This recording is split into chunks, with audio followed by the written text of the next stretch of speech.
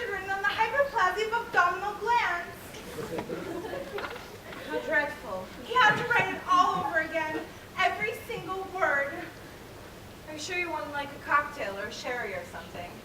No, thank you, really not. George will be down in a minute, and we've got to go like lightning. We're supposed to be at the Wilmots at 7, and it's nearly that now. Well, I think I'm going to have one. I need it. Don't worry about your husband's arm, Mrs. Condamine. I'm sure it's only a sprain. It's not his arm I'm worried about. I'm sure Edith will be up and about again in a few days. My cook gave me notice this morning. Well, really, servants are awful, aren't they? Not a shred of gratitude. At the first sign of trouble, they run out at you like rats leaving a sinking ship. I feel that your simile was particularly fortunate, Mrs. Bradman. I didn't mean it like that, Mrs. Condamine. Nothing to worry about, Mrs. Condamine. It's only a slight sprain. Oh, I'm so glad. He made a good deal of fuss when I examined him. You know, men are much worse patients than women, especially high-strung men like your husband's. Is he very high-strung? Yes, as a matter of fact, I wanted to talk to you about it. I'm afraid he's been overworking lately. Overworking? He's in a rather nervous condition. Nothing serious, you understand.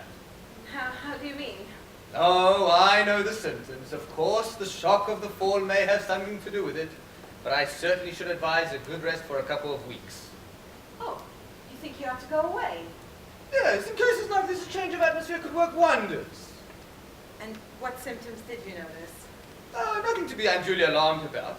A certain air of strain, an inability to focus his eyes on the person he's talking to, a couple of marked irrelevancies in his conversation. Any examples? Well, he suddenly shouted, "What are you doing in the bathroom?" And then later when I was writing a prescription, he went, "For God's sake, behave yourself." How extraordinary. Oh, well, Charles often goes off like that when he's in the middle of writing a novel. There's nothing to be worried about, but I certainly should advise a good rest. Thank you, Dr. Bradman. Would you like some sherry? No, thank you. We really must be off. And how's poor Edith? She's coming along. She's recovering from her concussion. Funny, isn't it, that both your housemaid and your husband should fall down the same day, isn't it? Yes, if that sort of thing amuses you. I didn't mean it like that, Mrs. Condamine. Come along, my dear. You're talking too much, as usual. You're horrid, George. Goodbye, Mrs. Condamine. I'll pop over sometime tomorrow morning and take a look at both patients. Thank you, you're so kind. Well, how does it feel? All right. It's only a slight sprain, you know. Is this damn sling really necessary? It's a wise precaution. It will prevent you using your right hand except when it's absolutely necessary. I intended to drive into Folkestone later on this evening. It would be much better if you did it. It's very inconvenient.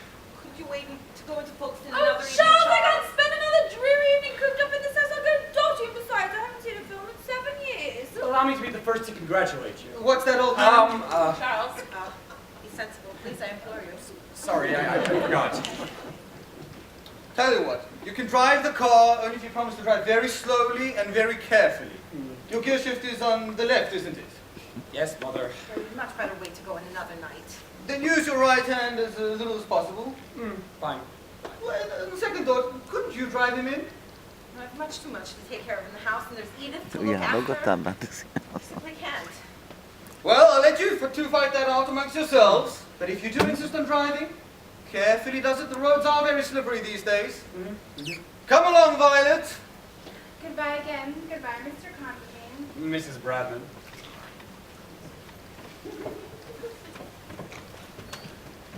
You know, Vera, I really don't see why you can't wait to go into Folkestone another evening.